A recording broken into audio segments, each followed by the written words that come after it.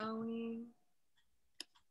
Wonderful. Well, I'm Corrina Sephora, and welcome to Connect and Create.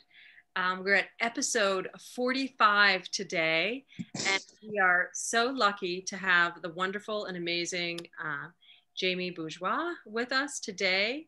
And thank you everyone else for being here. We may have some more people that are joining us throughout the morning, and we also have people that will be joining us on Facebook Live as well. Before we get started, I'm going to share just a little bit more with you, a little bit about how Connect and Create began. Sort of at the beginning of the pandemic, I found myself with a lot of extra time, and some friends of mine started a morning Zoom talk show, and I was a guest speaker, and I loved it so much. I kept inviting all of my friends to be on their show and come to the show, and then I thought, well, maybe you should start a show yourself. And so I did, and part of the other reason was that I missed certain things that we did, like going out to art openings and socializing and meeting new people and having chance encounters and connecting with other creative human beings. So I thought, it's the next best thing.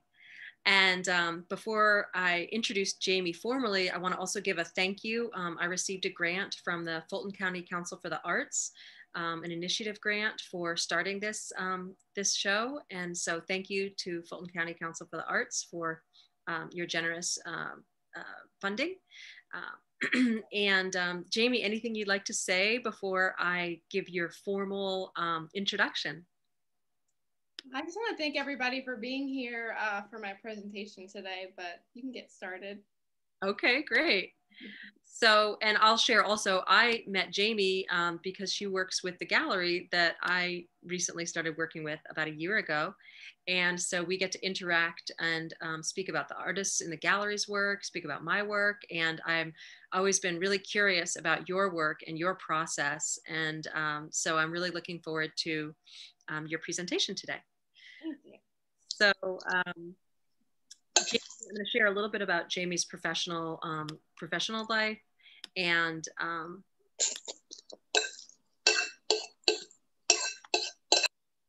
there we go. That's taken care of.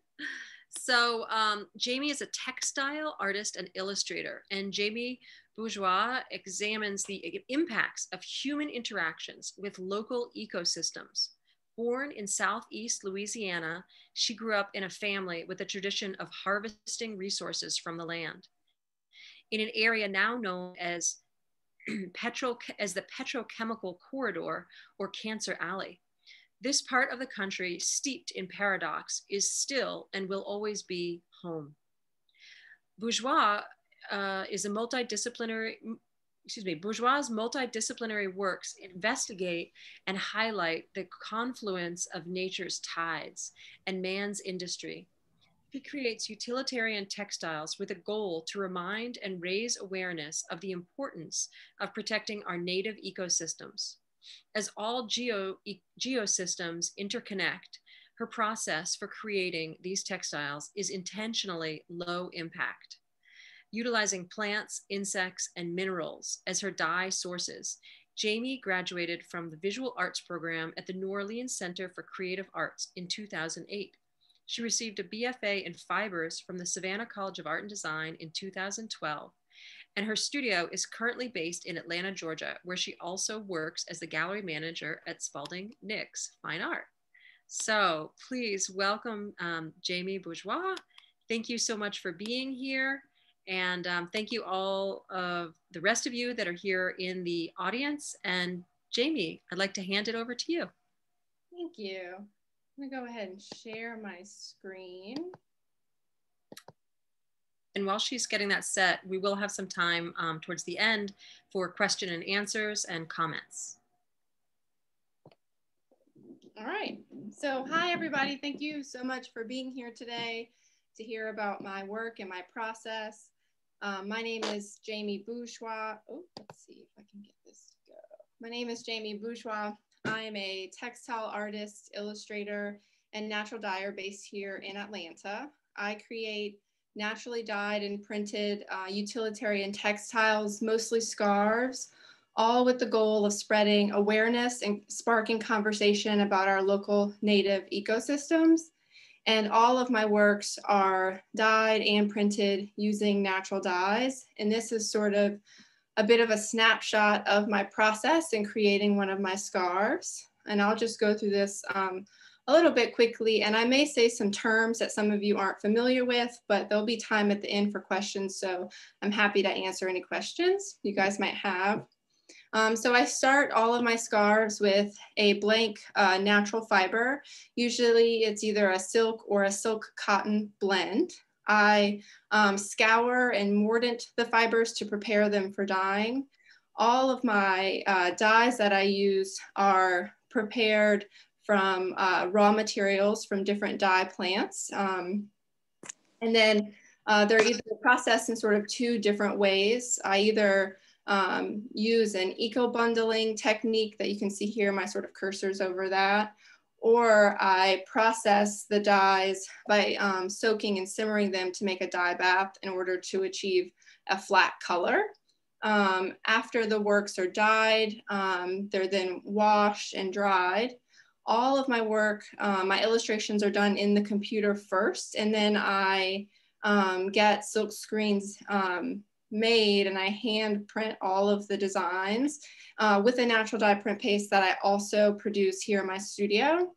Then it goes through steaming to set all of the dyes in the fiber, neutralization, and then more washing. Some of my scarves, like the one that I'm wearing now, has an additional step of applying a resist, either through a mud resist or a beeswax batik. And then they are dumped in an indigo vat, and I use a fructose henna indigo vat. Then there's some more sort of washing and neutralization, and then I hand roll hem all of the scarves that I create, and these are a couple pictures of me hemming down below. But before I get into all of my natural dye work, I wanted to sort of go back to where this idea of creating scarves to send messages came about. So I graduated from SCAD with a BFA in fibers, and one of the classes that I took was an advanced screen printing class where we were instructed to create a screen printed silk scarf. And I ended up creating 5 silk scarves and sort of titled the series Homogeneous. And this series is all about taking these classifications, these scientific classifications that are generally relegated to non-human organisms, and using them and using my illustrations to sort of point back that these classifications actually can be designated to humans as well. The first in the series is this Red Queen Dynamics scarf, and this shows a co-evolutionary process between a predator and a prey, and how these two organisms co-evolve over generations. And it's the process is called Red Queen Dynamics because in the Lewis Carroll novel, Through the Looking Glass, the Red Queen says, "It takes all the running you can do to stay in the same place." The second in the series is the particle scarf.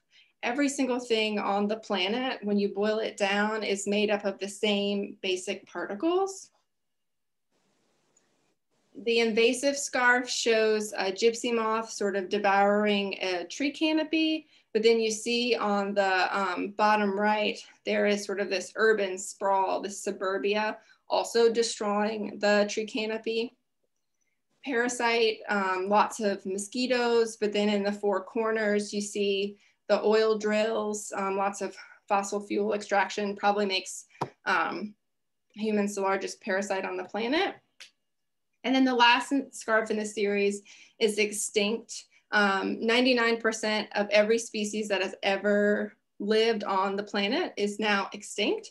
And humans are not exempt from becoming extinct. And I think it's actually more evident to me now than it was when I created this scarf with the acceleration of climate change. So after I graduated from SCAD, I actually took a year off and joined AmeriCorps NCCC, which is a sort of a community service program. And I was stationed in the Midwest.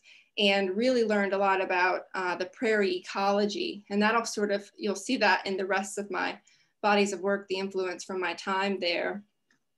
But when I moved back to Savannah after AmeriCorps, I started my studio, and I knew I really wanted to get back into making these scarves with this same sort of concept of using science that isn't really relegated to humans, and then sort of showing how it has this human connection. But I knew I didn't want to use those synthetic dyes. And I had taken a natural dye class and had a great book by India Flint, who has pioneered this eco-bundling technique.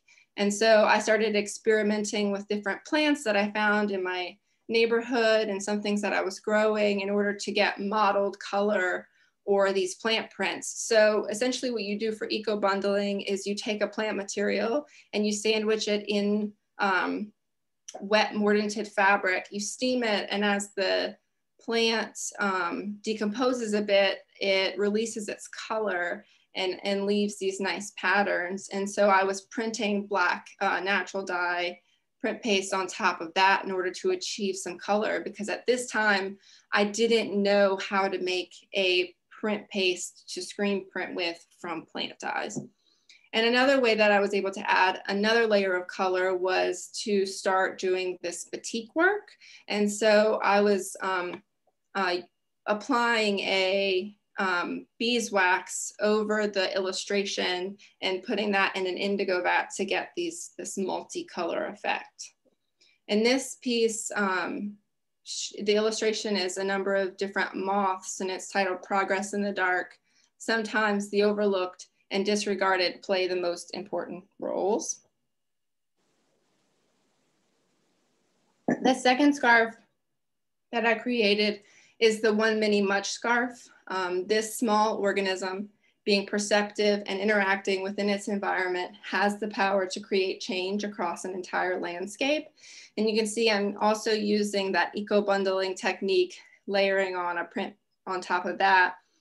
But by this time, I had also volunteered at the Textile Society of America Symposium that was hosted by SCAD in Savannah. And I met Catherine Ellis, who is a natural dyer and artist. And she shared with me her recipe for that she gathered from historical texts on creating natural dye print paste. So I also started experimenting with painting in different colors. This is logwood, the dark purple, and cochineal here in the pink.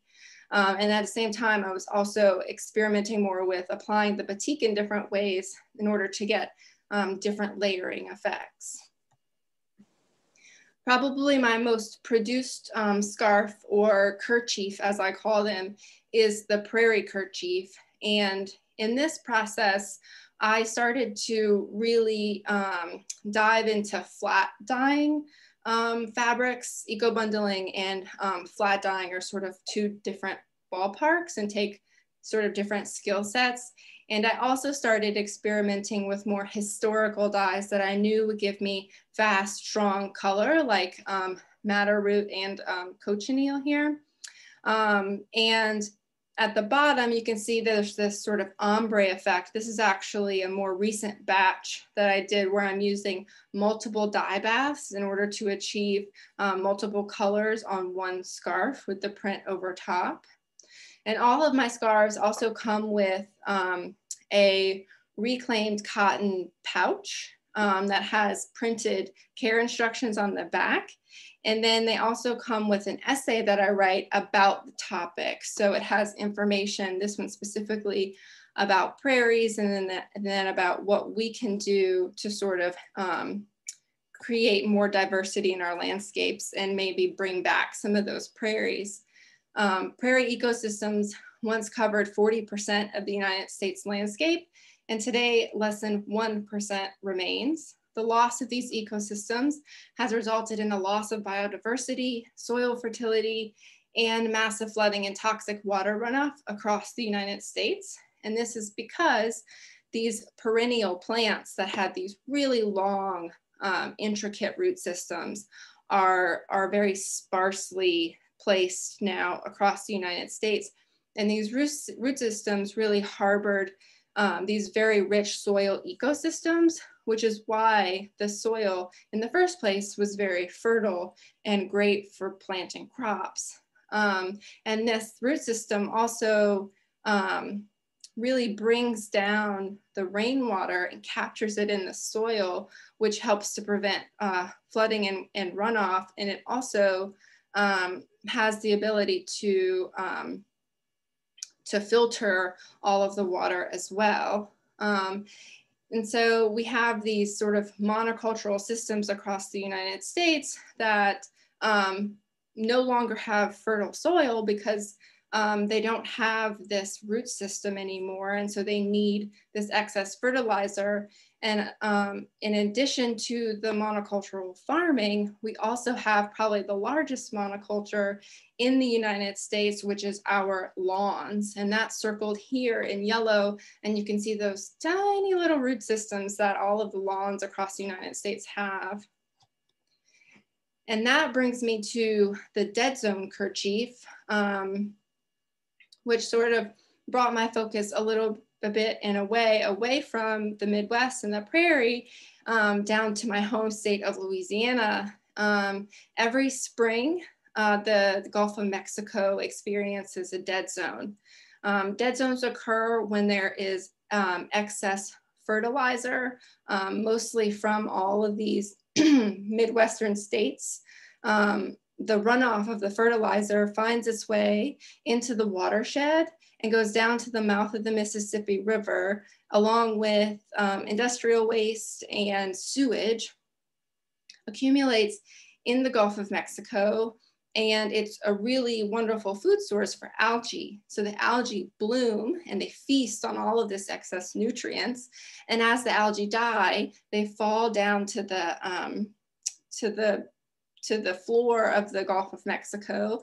And as they're eaten by bacteria, that process uses up oxygen and it leaves the water with either a low concentration or no oxygen.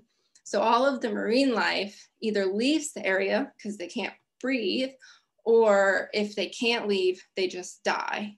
And so this dead zone not only affects the ecosystem of the Gulf of Mexico in the food chain, it also really harms the local economy because the Gulf Coast really relies on fishing for their income.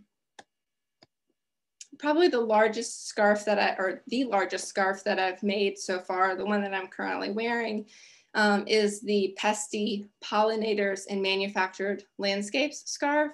And you can see I have gone back to this eco-bundled base layer technique and printing on top. This time with this scarf, instead of using beeswax, I used a mud resist. And this scarf is all about the loss of biodiversity of pollinators across really the world. But when we spray pesticides to target just one pest, we end up killing an estimated 1,700 beneficial insects. 40% of the world's insect species are on track to go extinct in the next few decades. And this is really concerning and devastating because 90% of all plant species need the help of pollinators in order to create their next generation. And so this sort of goes back to that same idea of this industrial farming where you have not only to put fertilizer down in order to grow the crops, but you are also having to douse these crops with different insecticides and herbicides because the lack of biodiversity gets rid of the natural predators of the pests that are eating the plants. And it's also linked to this lawn system that we have because we're also sort of spraying our lawns in order to keep them homogenized and green and one single plant. And this also relates as well to mosquito spraying. When you spray for mosquitoes, you don't just kill mosquitoes. But to sort of stay on this same topic, I decided to sort of look at this issue from a different angle. So the native pollinator kerchief comes with the same pesty essay with all that same information, but instead of looking at all the dead insects, I decided to sort of celebrate the life of the insects instead. And so this kerchief comes with a pollinator key. So you're actually able to identify the different insects on the scarf, and hopefully when you're in your backyard, be able to spot the different insects. Because I think the more that you know about something, the more that you tend to care about it. And the more that you care about something, the more likely you are to try to fight to save it. And this brings me to an area of the lower Mississippi River in Louisiana between Baton Rouge and New Orleans that is known to the scientific community as Cancer Alley. This area produces and manufactures a lot of those synthetic fertilizers and pesticides and other petrochemicals that I talked about before. And this area is not only known as Cancer Alley, it is also known as my home. I'm from a small parish here in the center of Cancer Alley known as St. James Parish. And I only learned about the fact that this area was called Cancer Alley when I took an environmental science class in college. And so ever since I've gone back, I've been very hyper aware of the different industry and plants that are in the area, as well as the incoming plants that I sort of see pop up every time I go home.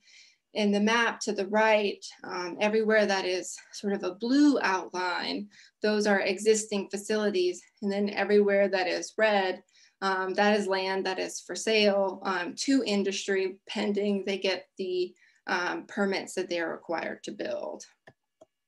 And so with that knowledge, I decided to start this project that is an ongoing investigation of the water quality in this area using madder root as a vehicle. Madder root is a historical natural dye whose root systems have a very large quantity of colorants that can produce a large array of colors.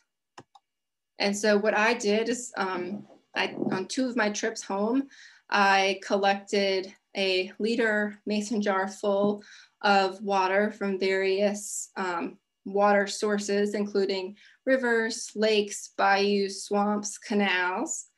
And then and there's a map here on the left that shows you sort of where I've collected. And then I added a tablespoon of ground madder root to each jar and then let it sit overnight. And then I emptied the contents of the jar into a stainless steel pot to make a dye bath. And then in that dye bath, I included 4 different fabric swatches. So you can see in the results here, each row is a different type of fabric. So there is an alum mordanted silk habitat, which is a protein fiber, an alum mordanted cotton, which is a cellulose fiber, no mordant silk habitat, and a no mordant cotton. So I knew that doing this project that each row would dye differently, but what I was curious about is if each column would come out differently because each column represents a different water sample.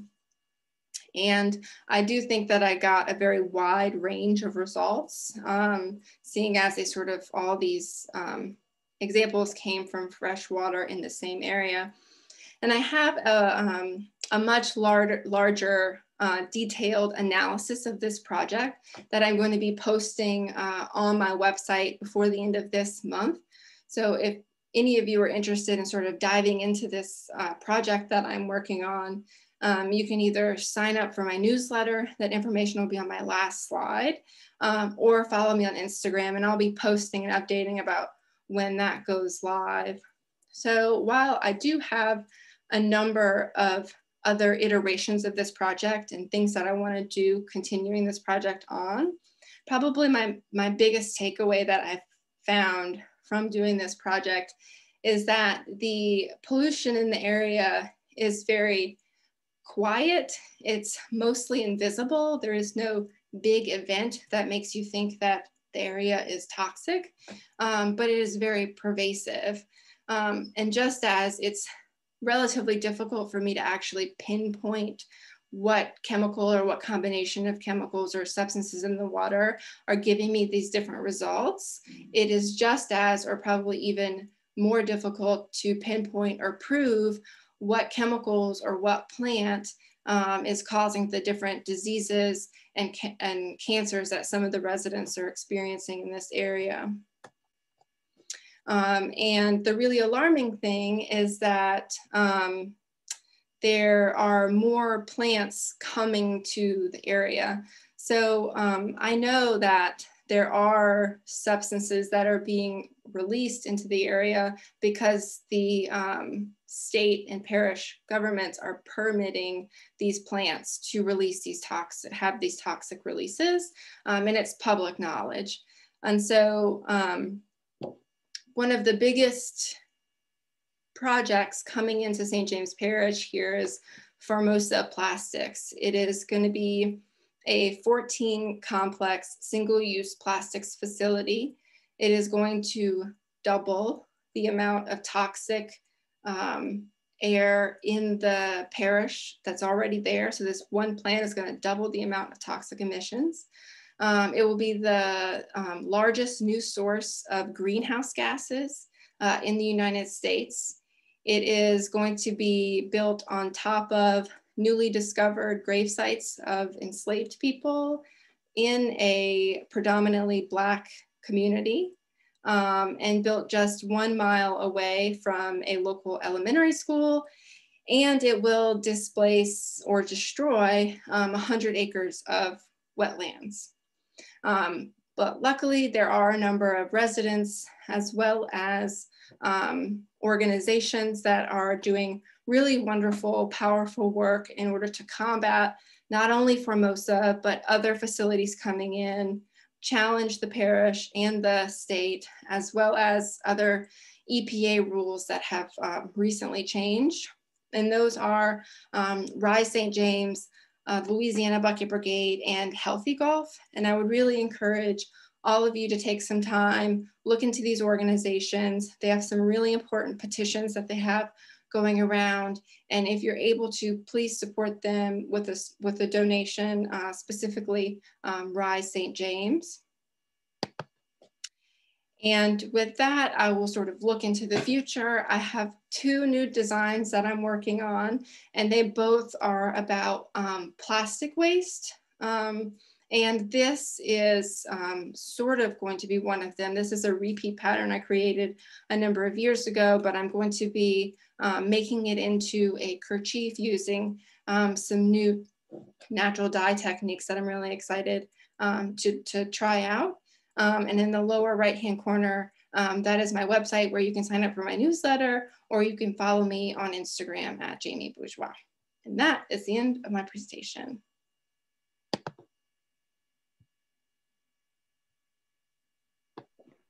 Fabulous.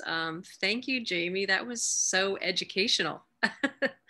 I knew you were like detail oriented and scientific minded, but I didn't know to what degree. And that whole part about the matter root towards the end, that was really fascinating. Thank you. Thank you. Yeah. And it's really wonderful how you're also, I knew that you were ecologically minded in the work that you were doing, but I really got the depth of that through your sharing today. Thank you. Yeah. Will anyone else have any comments or questions? You can either raise your Zoom hand, or we're kind of a small group. You could probably just come off of mute.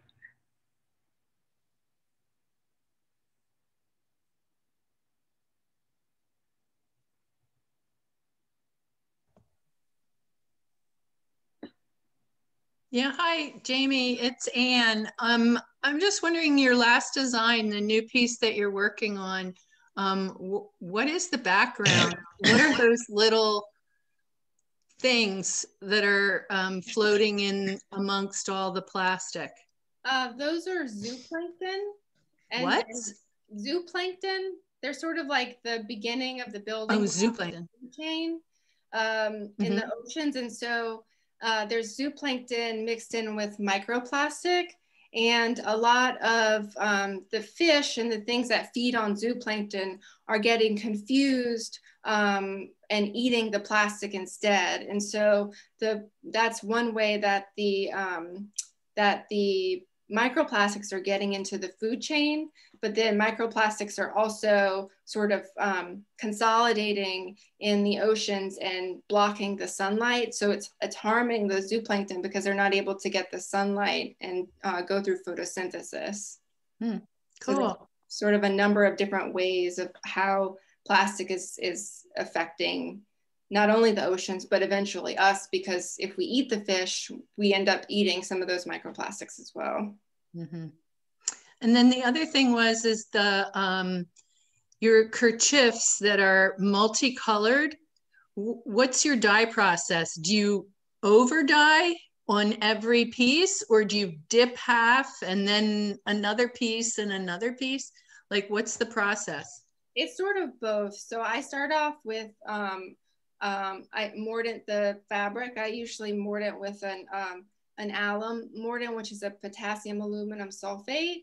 And then I will dye the fabric in an ombre in one dye bath. So let's just say I use madder root. I dip most of the scarf in the pot, and then I have like a hanging system where I drape part of the a tip over, and so part of it's hanging, and then after maybe like 30 minutes I'll like move it up, and then I'll move it up, and so I get one ombre, and then I go in with an additional color and I do sort of the same thing. So it is dip dyed and ombre in a number of different pots. Yeah, you're welcome.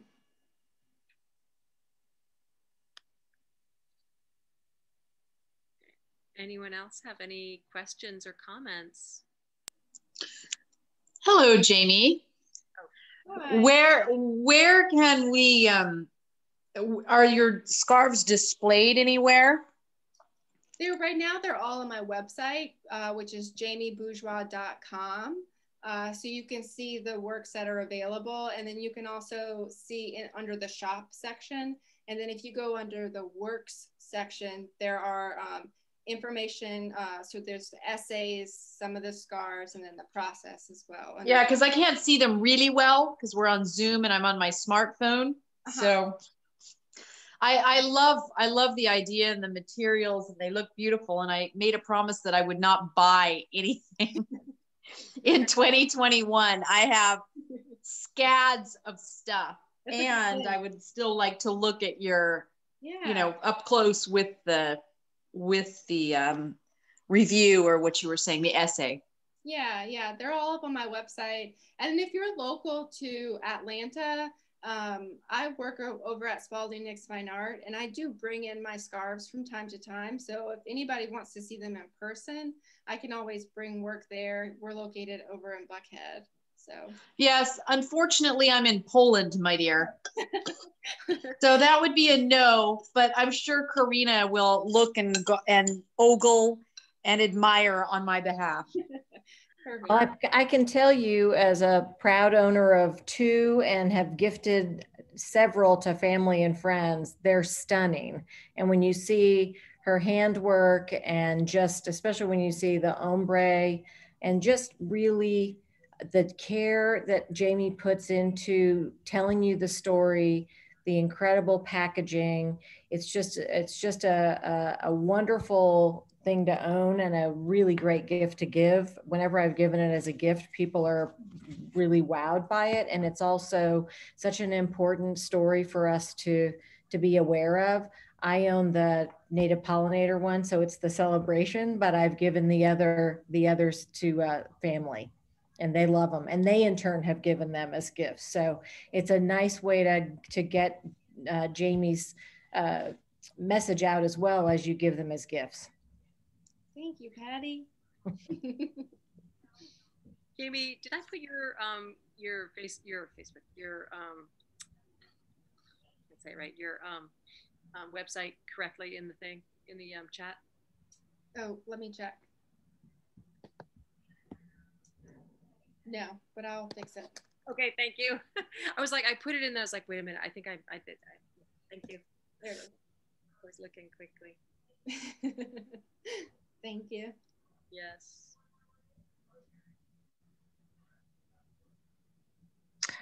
Hi, can you hear me?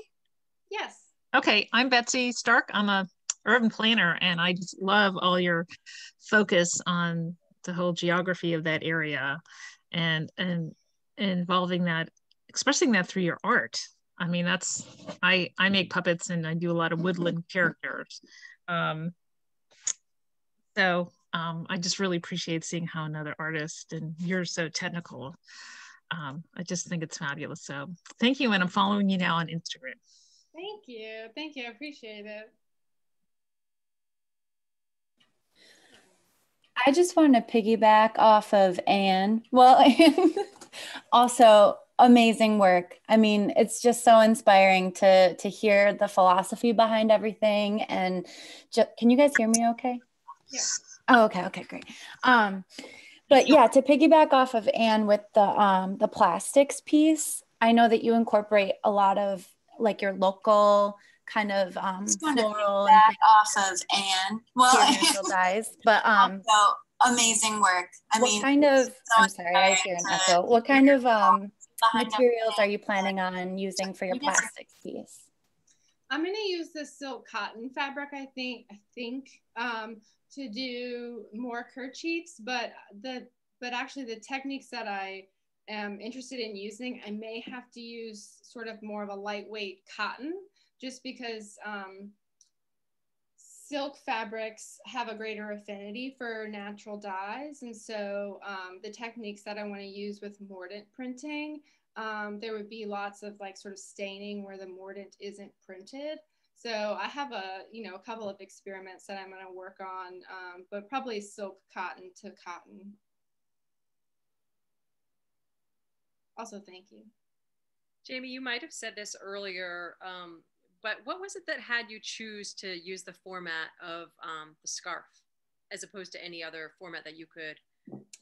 Well, when I was at SCAD, I did that one project. Mm-hmm. And really, so I think I went to school and I really wanted to be a painter, but I was too scared to do it because I didn't know what kind of job you can get as a painter. And so I started doing fashion design, and then I quickly switched to fibers. And most of my work in the fibers program were actually these like sculptural wearable pieces that were less functional.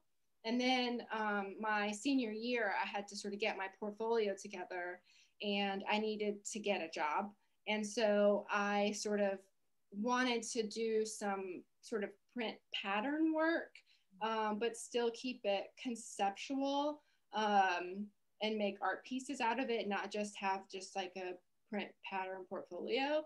And so when I took the screen printing class and we had to do the scarf, and I went in the direction I did with the Red Queen Dynamics scarf, I thought it was a really great way to merge this sort of illustration and pattern work with something that was more conceptual, that like sort of went with my ideas about the environment. And then I realized that it could be used as this tool to spread information.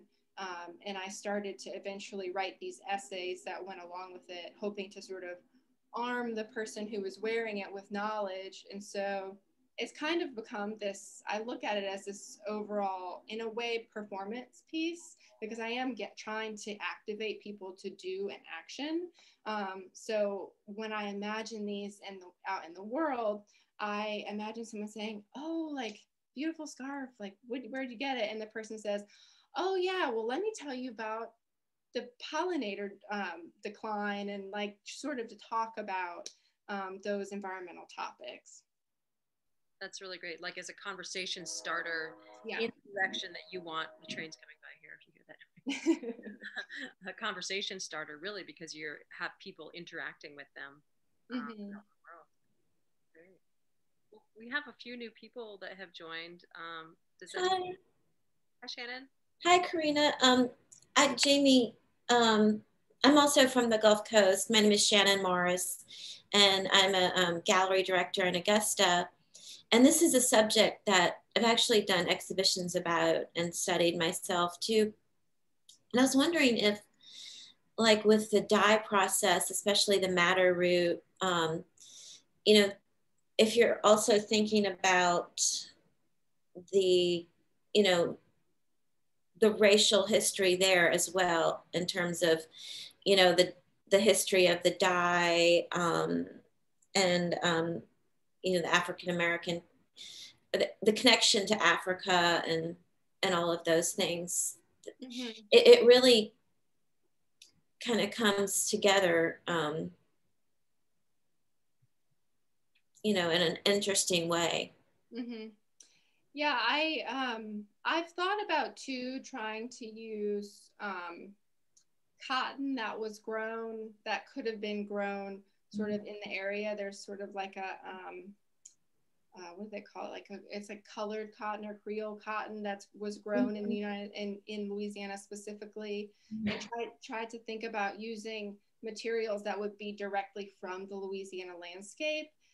Because indigo was actually the biggest crop there before sugarcane was. But indigo doesn't really give you that range, or it's not a mordant dye, so it doesn't really get affected by different chemicals. Yeah.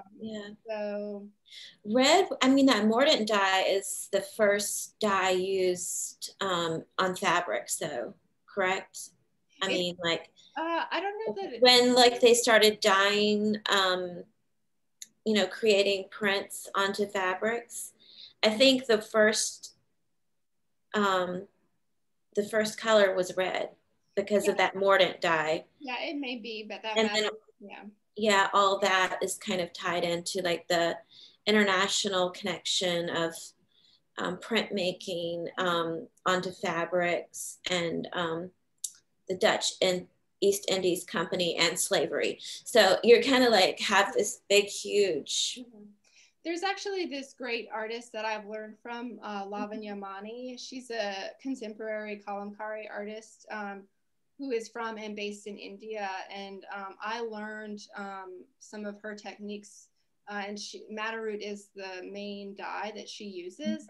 And if you're you should definitely look her work up, because her work is not only using this traditional technique that is sort of what how chintz fabric was made, but she also is talking about colonialism and slavery and women's work in her imagery that she's using. So her work is really cyclical and has these really wonderful connections.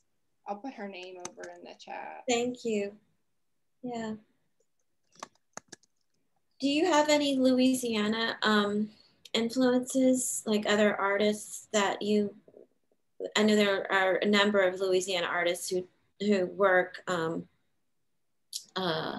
in this vein of the environment, and especially the dead zone and all of that runoff stuff, unfortunate occurrence. But are there any Louisiana artists that you're influenced by? Yeah, Hannah Chalou is an artist that I'm really inspired by. She is a New Orleans-based artist, and her work is very much about the environment and the pipelines. And her studio practice is also very reflective of her work as well. She tries to be to use like low impact processes, and she actually she makes her own paper from the byproduct of the sugarcane that's grown and manufactured there. And she also sort of will infuse it with these like plastic bits, and all of her inks she makes from gallnuts and iron. So her work is also sort of branches a little bit into that natural dye world in a way. It's really great.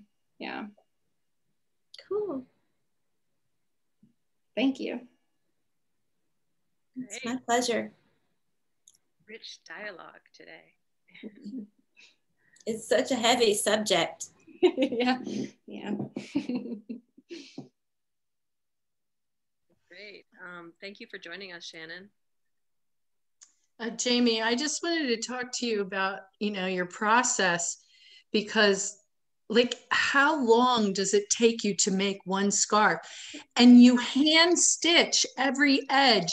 And I watched this video of yours where you do this technique where you go into the fabric and then you catch another piece and then you go back down and then you zipped it all at once. And it just went like dominoes, you know, this like technique that you have. So how long does it take to make one scarf? I've tried to figure out how long it takes me to make one scarf. I usually do everything in batches, and now I'm up to doing like a batch of anywhere from like 20 to maybe 40 at a time, where I'm sort of dyeing everything or scouring everything, mordanting everything, dyeing, then printing, and then steaming. And it takes me probably, I mean, I also work full time, so it's hard for me, and I do this on the weekends. So I could say probably 2 months to do all of that work when I have the time on the weekends. And then it takes me, now I'm down to like 45 minutes to an hour to hem each one. And so when That's I'm ready, amazing. when I'm and like, so these scarves, they're like $500-600 each, right? No. No. The kerchiefs are, I think, at 85 now.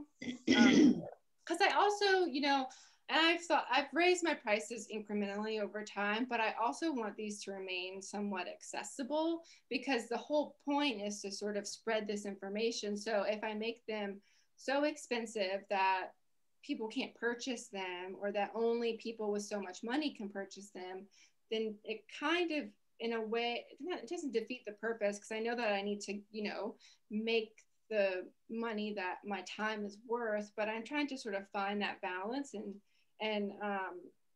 yeah. So do you think men suffer from that same conflict? Do you? Probably not. Maybe not. Thanks. Oh boy. Jamie, I have a question. Do you ever see yourself, now that you work in a gallery and you see lots of painters and everything, do you ever see yourself full cycle coming back to, you know, maybe working on a canvas as well as having your very accessible scarves? Yeah, I actually have ideas and plans to do sort of smaller one-off pieces using different like mordant printing and kalamkari techniques that I learned from Lavanya, as well as I have a good friend, Madeline McGarity, who does lots of mordant printing. So they've both taught me a lot, and I'm interested in doing smaller works. And then I also have been, over the past 5 years, collecting pieces of plastic that I am hoping to make into beads and do some beading work with the plastic that I've collected to sort of embellish some of my illustrations that are made from natural dyes, that will then talk about this sort of new plastic concept. So I do have plans. That's great. That's great. Well, Jamie, I'm so impressed with your whole process, and even more than your process, I'm really impressed with all the ideas that you have and your love of the environment and where you come from, and being able to bring that all together to create these pieces. And I need to get one of those scarves. I know we've talked about it, but I was like, today when Patty was saying, I was like, yeah, wait a minute, I need to next time. Next time I come to the gallery, I want to see some in person. Yeah, I'll bring them. Awesome. Well, let's see, this has been such a rich conversation, and we're getting ready to wrap up, but I don't want to end. Does anyone else have any last comments or questions before we bring this to a close today? Okay, wonderful. Well, I just want to say thank you once again, Jamie. You did such a wonderful job of putting your presentation together and sharing. And thank you, Shannon and Anne and Annalise and Betsy and everyone else who's in the audience, those of you that have interacted here today. And I really do, every time I do this show, I think, God, I'm so happy I do this, you know? So if you yourself or you know someone who has a great story to tell, I take submissions, and always forget to put it in, but you can get a hold of me in on CorrinaSephora.com is my website, or CorrinaSephora@gmail.com.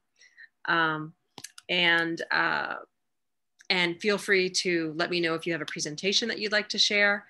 And until next week, thank you so much for being here. And once again, this is Connect and Create. And thank you, Fulton County Council for the Arts, for the generous grant funding to produce this show.